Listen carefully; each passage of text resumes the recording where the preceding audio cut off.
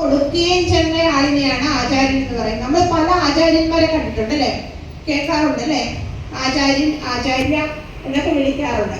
എന്നാൽ ഉപനിഷത്തിൽ പറയുന്ന ആചാര്യൻ എന്ന് അതിന്റെ ഡെഫിനിഷൻ എന്ന് പറയുന്നത് ശാസ്ത്രത്തിന്റെ അർത്ഥം അറിയുകയും അത് സ്വന്തം ജീവിതത്തിൽ നടപ്പിലാക്കുകയും അത് മറ്റുള്ളവരിലേക്ക് പറഞ്ഞു കൊടുക്കുകയും ചെയ്യുന്ന ആളിനെയാണ് ആചാര്യൻ എന്ന് പറയുന്നത്.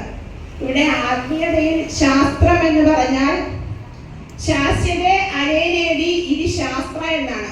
ശാസ്ത്രം എന്ന് പറഞ്ഞാൽ അറിവ് നൽകുന്നതെന്തോ അതാണ് ശാസ്ത്രം. അപ്പൊ ആ അറിവിന്റെ ശാസ്ത്രത്തിന്റെ അർത്ഥം വിവേചിച്ചറിഞ്ഞ് അത് സ്വന്തം ജീവിതത്തിൽ നടപ്പിലാക്കുകയും അത് മറ്റുള്ളവരിലേക്ക് പറഞ്ഞു കൊടുക്കുകയും ചെയ്യുന്നതാണ് ആചാര്യൻ. അതാണ് ഗുരു. നാരായണ ഗുരു ഗദ്യപ്രാർത്ഥനയിലൂടെ നമ്മളോട് ഉപദേശിച്ചിരിക്കുന്നു, നാം ശരീരമല്ല അറിവാകുന്നു അല്ലെ. ശരീരം ഉണ്ടാകുന്നതിന് മുമ്പിലും അറിവായി നാം ഉണ്ടായിരുന്നു. ഇനി ഇതൊക്കെ ഇല്ലാതെ പോയാലും നാം ഇപ്രകാരം പ്രകാശിച്ചുകൊണ്ട് തന്നെ ഇരിക്കും. അപ്പൊ ഗുരു പ്രകാശമാണ്, അറിവാണ്. അപ്പോൾ ഈ അറിവായ ഗുരു ആചാര്യനല്ലേ. അപ്പൊ ഗുരുവിന്റെ ഒന്നാമത്തെ ലക്ഷണമായ ആചാര്യത്വം, ആ ആചാര്യൻ എന്ന ആ ലക്ഷണം നാരായണ ഗുരുവിനുണ്ടായിരുന്നു. രണ്ടാമത്തെ ലക്ഷണം ആചാര്യോ വേദസമ്പന്നനായിരിക്കണം. ഗുരു എന്ന് പറയുന്നത് ആൾ വേദസമ്പന്നനായിരിക്കും, വേദത്തിൽ അഗാധമായ പാണ്ഡിത്യം ഉണ്ടായിരിക്കണം. നാരായണ ഗുരു ഒരു ഉപനിഷത്തിന് മാത്രമേ ഭാഷ നമുക്ക് എഴുതി തന്നിട്ടുള്ളൂ, ഈശാവാസ്യ ഉപനിഷത്ത് അല്ലെ. ഈശാവാസ്യ ഉപനിഷത്തിന് മാത്രമാണ് നമുക്ക് ഭാഷ നൽകിയിട്ടുള്ളത്. അത് എത്ര പ്രാധാന്യമുണ്ട്, നമ്മുടെ ഗാർഹസ്ഥ്യ ജീവിതത്തിന് ആവശ്യമുള്ള ഒന്നായതുകൊണ്ടാണ് ആ ഒരു ഉപനിഷത്തിന് ഭാഷ ചമച്ചിട്ടുള്ളത്.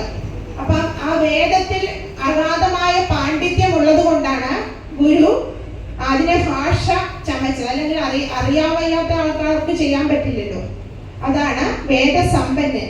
അപ്പോൾ മഹാകവി കുമാരനാശാൻ ഗുരുവിനെ പാടി പുകഴ്ത്തിയത് ഗുരുസ്തവത്തിലൂടെ വേദാഗമ സാരങ്ങൾ അറിഞ്ഞൊരുവൻ താൻ. വേദങ്ങളും ആഗമങ്ങളും അറിഞ്ഞ ഒരാളാണ് ഗുരുവെന്നാണ് പാടി പുകഴ്ത്തിയിരിക്കുന്നത്. അപ്പോൾ ഗുരു വേദസമ്പന്നൻ തന്നെയാണ്. അതുകൊണ്ടാണ് ഈ 63 ഓളം വരുന്ന ജ്ഞാനാമൃതങ്ങൾ നമുക്ക് നൽകപ്പെട്ടിരിക്കുന്നത്. അത് മൊത്തം വേദങ്ങളാണ്. വേദം പഠിച്ചെങ്കിൽ മാത്രമേ അതിന്റെ സത്യമായ നിത്യമായ അർത്ഥതലത്തിലേക്ക് നമുക്ക് എത്തിച്ചേരാൻ കഴിയുള്ളൂ.